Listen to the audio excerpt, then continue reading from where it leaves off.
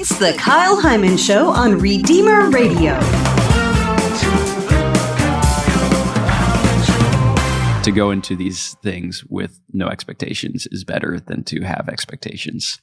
Ladies and gentlemen, welcome to Flavor of the Week, brought to you by Cap and Cork Beer, Wine, and Spirits, with 15 locations in Fort Wayne and New Haven. In good spirits, in good company. In Flavor of the Week, Kyle sits down with one of our local priests over 4 different episodes to sample variations of a favorite food or drink while they discuss the ins and outs of life as a priest. Welcome to Flavor of the Week Part 2 with Father Daniel Niezer. I am Kyle Heimann, and we've got a all-day IPA from Founders. The Session Ale is our number 2 IPA from Captain Cork. A little darker than the first one. Oh, yeah. Right. Now, what does all-day IPA mean? I've always wondered that. I feel like it's a little less intense. Like it's a little bit more mellow, a little bit lighter. That, you know. Oh, so you could theoretically. A regular IPA is kind of like it's a very filling. I don't know. So is it to say like you could drink it all day long? Right. It's something you could kind of sip throughout the day. Probably don't want to just crank through them necessarily, but. Yeah, no, not especially. You bought those giant cans. Can't. 19.2 fluid ounce. All 5 of them are the big ones. Don't worry, we're not drinking all of that. No, sample. These are samples. All right. Have you tried this yet? No. Well, cheers. Cheers. Huh. Okay. Yeah. It's drinkable. I don't really know what flavors I'm tasting, though. What flavors are you looking for? I don't know. IPA? That's a good question. I guess recently I've had more like fruity-ish IPAs. Yeah. So like citrus-based. Maybe I've just been accustomed to that the past couple of months. Yeah, I don't know. I think I like the first one better. Okay. At least for now. It's good. I don't really quite know how to describe it, though. It's an IPA. Yeah. It is a little bit, I don't want to say bland. It's a little more mellow, maybe. Yeah. Than that's a good IPA. I think that's where the all day comes in. Just an IPA brought down a notch. Okay. Yeah. I don't know. Yeah. That makes sense. Last time when you talked about your discernment story, your kind of path to the priesthood, you said World Youth Day played a big role in that. Huge role. Yeah. So you said, let me try to recap for those that didn't catch that episode. You had no desire to go to World Youth Day. Your parents, for some reason, were really encouraging this. Had they encouraged your older siblings to do something like this? Not that I remember. Okay. No.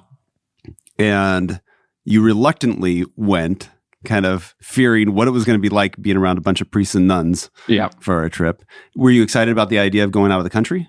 Yes. This is Madrid, right? Madrid, yeah. So we went to France beforehand, spent a good 5 days or so in France, going through Lourdes, and eventually made our way up to Madrid for the events of World Youth Day.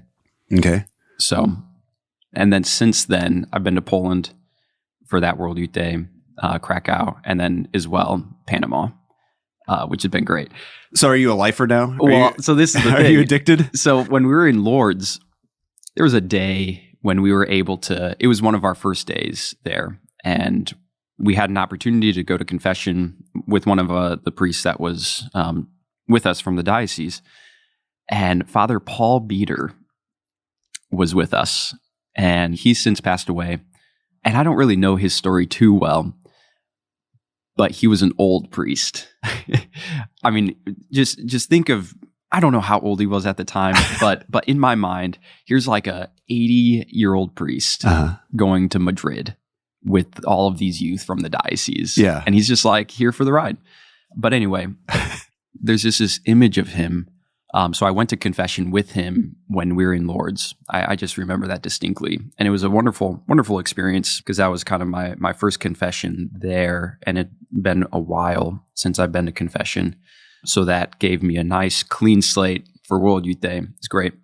But then as well, there was a point when we had to walk to the giant camp for the World Youth Day events, for the vigil and the big closing mass where you have the huge gathering of like 2 million people.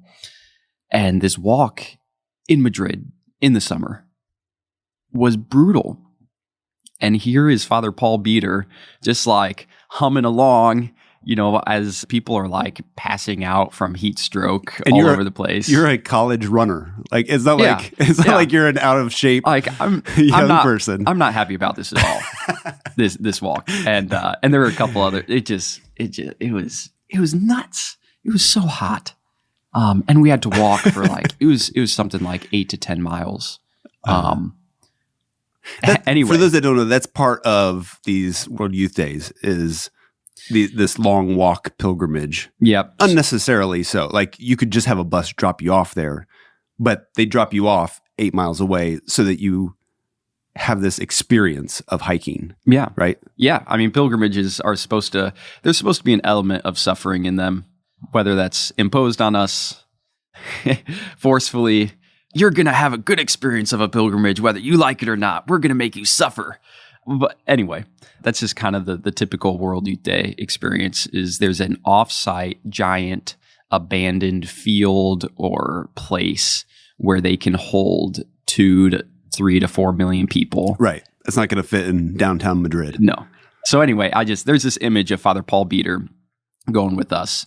And since I had such a great time, it just changed my whole life, really, was this experience. And then since then, I've been to other World Youth Days. I've decided if it's in my power, I'm going to summon the spirit of Father Paul Beater for the rest of my life and make it until I die. Yeah. We'll see. So what was it about that trip that had such an impact on you? Is it any one thing that you can pinpoint? Definitely not. There's a number of particular moments that were really impactful, but generally, and what I said as well in my kind of vocation bit, was that just seeing the joy of so many young people, and not just like people being generally happy, but being happy for a particular reason, being happy to celebrate their faith, being happy for what they're experiencing in their relationship with the Lord and the Catholic Church, and doing that together. I felt like I wanted to belong to this because they had something that I really wanted, which was a joy. So there was a neat experience, just a thought experience that I had. One of the first moments of Pope Benedict at the time, he was the Pope, when he came in, the welcoming ceremony was in downtown Madrid. I'd actually escaped from our group and I went off by myself, and it's a whole... Was this authorized or? No, totally not authorized. Okay. And totally not recommended either, but I did it, and it was awesome. And I found myself just pushing my way through the crowd, got up to the very front of where this welcoming ceremony was going to be. And I just remember as I was sitting there, just getting ready for the Pope to come in this 120-degree heat. They had fire trucks, by the way, going up and down the road, spraying people with water. Okay. Because it was so hot. So anyway, and just looking around me at the sea of people, just see for, you couldn't just, every single corner in these streets were filled with people. Imagining what it would be like for the Pope to walk up on that stage and to look out and to see a sea of all of these young people, all completely overflowing with joy to be there to celebrate the Catholic faith. I would imagine the Pope doesn't get to see many, well, he has to deal with a lot of difficult things, obviously. But those moments when he gets to see, like, this is the reality of our faith. I mean, what a beautiful thing to think about, to look out and to see all of that. And encouraging. Oh, extremely right? Like, this is the future of the church. Yeah. And I have hope. Oh, yeah, certainly. And just like you were inspired by the joy of others, like, I want what they have. Like, how much, obviously the Pope knows the Catholic faith. And it's like, I know what you have. I know why you're joyful. But to see the joy in others, how inspiring that would be, even for a pope?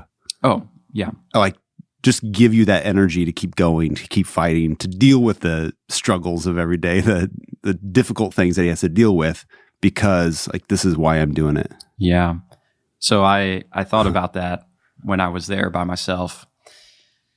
And that, again, just lifted me up to receive kind of that same hope, and that I can be a part of that too. What I wanted to mention as well is just through the other couple of experiences that I've had through Poland and Panama, just to see how these events have impacted so many people's lives. Mm-hmm. The last time when we were in Panama, the follow-up afterwards from all of the youth that were there, it was incredible to see the joy that they had, because now I'm kind of living vicariously through a lot of these people. I know the experiences that I've had personally, and now I get to see so many other people have more or less the same experience of, wow, look at this, like, joy, look at these people, this is something wholesome, this is something that I want to continue to live. And then to see that after Panama, with so many people continuing their faith in high school, college, yeah, what a great experience. It's good to hear that, because I've heard criticism of World Youth Day, people saying, okay, so our diocese takes 50 people to World Youth Day, and look at how much that costs, where if we use that money for putting on an event in our diocese, how many more people could we reach?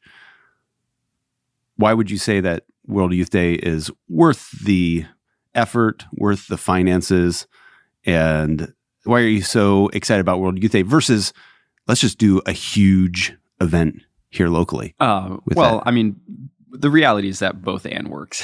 We can do World Youth Day and have a local event, which we had a mini World Youth Day last year, which I heard was great. I wasn't able to go, but anyway, I mean, on one hand, my vocation began.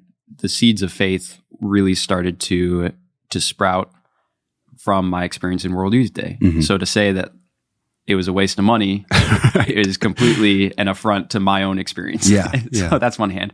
But then they're like, well, that's just one person. Okay.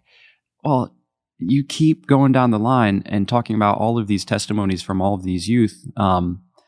I guarantee you that there's been so much fruit that has come from World Youth Day in our own diocese, from the hearts of individuals.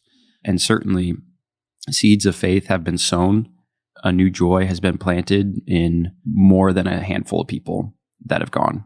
So I just think it's too obvious not to support it. Certainly, like, you get into questions of logistics, safety, all sorts of different things. And at the end of the day, yeah, it's the decision of the bishop. But as well, I think that's an important thing. Our bishop thinks that this is important. Yeah. And so are we going to support our shepherd? Right. Certainly we are. Well, and you saying both and makes me think of how Jesus conducted his ministry. Yeah, he was preaching to 5,000 people. He was doing those big events, but also he was doubling down on 12. Mm-hmm. Like, he was really investing in a small group to take them further than maybe you could with the large group. Yeah. And if you took 700 people to World Youth Day, it might not be the same experience that a group of 50 would have. Correct. Just kind of the more personalized experience. How much of the inspiration of World Youth Day for you was the masses, meaning the group, like the huge amount of people, the Catholics that were there, versus the Pope? If you had the exact same thing except without the Pope, would it have been as inspirational for you? Or is there something about being in the presence of the Pope that did something for you? So I will say, when I was in Spain, that was a big deal. I've never seen the Pope before. Okay. And so I was very much... You said Pope Benedict. Pope Benedict, yep. Madrid. And I was very much attached to that opportunity. Wow, I get to see the most important person in the world. And so that was great. Now, since then, I've seen the Pope maybe a handful of times, and it's not as attractive for me as like an opportunity type of a thing as it was back then. So I would certainly think, just looking back on that too, I'm more struck by the gathering of people than I was just to see the one person, the Pope. I was more inspired to see so many people doing this. And the same mentality works for like March for Life, all of these different things, certain events in the diocese that we have.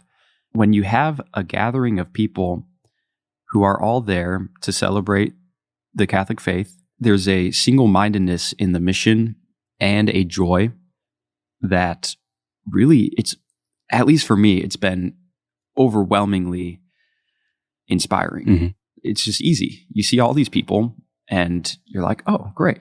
I can be a part of this. I'm not alone. Right. And I can be happy doing this. Look at all of these examples around me, and they're not going anywhere either. Yeah. It's too easy of a decision to make. So World Youth Day certainly helps that. But March for Life, all those big events are good opportunities to experience something new. Certainly, it's not the only opportunity. We don't base our life around these retreat experiences. There's a daily kind of grind of faith that we have to put ourselves through. But they are important for us. The Lord uses those opportunities in powerful ways. So how much of Poland, Madrid was clearly a pivotal point in your faith journey. How much of Poland and Panama were you receiving again, and how much of it was you're now a seminarian and you're giving back, or you're trying to help other people have that experience? Yeah, Poland, Poland was tough for whatever reason. I think Poland, which happened 3 or 4 years after Madrid, I was a seminarian at the time. I tried really hard to kind of replicate my experience For yourself. for myself. And it kind of failed, to be honest with you. I remember thinking that I had a lot of fun in Poland, but I wasn't having as much of a deep spiritual conversion as I did in Madrid. That distracted me throughout Poland. I look back now, and there's graces that are still being manifest from Poland that I wouldn't have guessed. But at the time, Poland was kind of a more kind of difficult reality because I was trying to make it this thing that I had that's totally different now. So then what happened in Panama was that I went with no expectations. I said, okay, this thing happened in Madrid, and then I tried to replicate this experience in Poland. Didn't work, so I'm just going to I know it's still a good thing, so I'm just going to go and whatever. We'll see what happens. And were you a deacon yet? I was a deacon. Okay. Yeah. So then Panama, there was a whole host of new graces that I think was really given because I didn't have any expectations, perhaps. And so that was really good. To go into these things with no expectations is better than to have expectations, because the Lord, I think, uses that in a good way. And I think that goes for anything. When we were doing retreats, we used to have a saying, participate, don't anticipate. Because if you went to the retreat last time, you've got this idea of how it's supposed to go, and it's going to be different, and you're going to get something different out of it. But if you are anticipating this is what's going to happen, you're going to be disappointed. Also, if you haven't been, you've got certain ideas in your head of what it's going to be like, and you might feel like this didn't live up to your expectations, or you might expect it to be bad, and then it ends up being bad because it's like a self-fulfilling prophecy of, I don't want this to be a good thing for me. So I remember in the seminary, they would have all of these, they would call them come and see weekends. Right. And you would get a whatever group of people to go from your parish or diocese, and you would go visit the seminary. And part of me always thought that this isn't necessarily a great thing, because it could just impose this idea of a seminary, idea of formation that's not necessarily true, or it's not necessarily authentic. Right, because just by inviting all these people there, it automatically becomes something different. Right. You're doing some kind of a show. Right. You can't just be you're sit in the back of the class and watch what it's like to be, well, all of a sudden, putting these random strangers in the back of the classroom makes it a different experience. Yeah. Watch us in biology class in the seminary. How exciting. We still had to take classes like that. But usually those are half see what it's like, and half a discernment retreat type of a thing. It is, yeah. Which is why I'm not advocating against these things. But yeah, you can't expect seminary to look exactly like it was on that retreat. Right. But we'll see. I'm excited for Portugal. So when we were in Poland, it was Father Matthew. He was the pastor at St. Vincent's, and little did I know that I was going to be sent there as a priest. Uh-huh. And last year, Father Matthew and I would be talking about World Youth Day and what's going to happen in Portugal. And we would be getting into fights. If both of us was still at St. Vincent's, who would be the priest that would go? Would we both get to go? And ultimately I would get very sad because I realized Father Matthew was the pastor and he got to decide. Yeah. So would you, in the end, are you encouraging every young adult, youth or young adult, to go to World Youth Day? Or would you say it's for a certain type of person or in a certain place in their faith journey? Well, certainly we're not bringing our entire diocese to World Youth Day. So there is a select group of people who are going to go. But I do think, if you're open to an experience of the faith, I think that's a good place to start. Mm-hmm. Or in terms of if we want to select people, I think choosing those who are at the very least open to experiencing something of the Catholic faith, it's a good platform to go off on. Yeah. But personal discernment, at least be open to it. Yeah. Right? Yeah. Well, we've got more to talk about. I want to talk about running. You mentioned that. Also, you mentioned bringing people back to the faith. Oh, yeah. Which I'm really curious what you have to say about that. Well, it's going to be a teamwork project. Teamwork between you and I, or yeah, oh, okay. Yeah. I need help. I need ideas. All right, okay. So. We'll see what we can do. What do you think of the all-day IPA session ale from Founders? So, it's definitely standard all day. I'm not going to be super thrilled, but I'm not going to be super disappointed. Yeah. So we'll leave this one at a 5. A 5, okay. Yeah. Medium. Take it or leave it. Yeah. All right. Actually, have you gone back and forth? No. Try to compare it to I wonder now how that tastes. See, I think the all-day IPA has grown on me as we've been talking. Really? I've kind of come to appreciate it more. I don't know if the the honey roasted peanuts are throwing me off a little bit. Like that gives me a different flavor and maybe just a tad. I'm not sad by any means. Okay. It's just hard to describe. I wish I had like a flavor wheel in front of me to describe different sorts of what am I experiencing? What am I tasting? Well, we'll see. The other ones, we've got some unique names at least. Yeah. We'll see if they live up to their names coming up. All right. That's coming up on a future episode of Flavor of the Week, brought to you in part by Captain Cork. To make sure you don't miss an episode, subscribe to this podcast in your favorite podcast app. And until next time, remember to leave room for the Holy Spirit.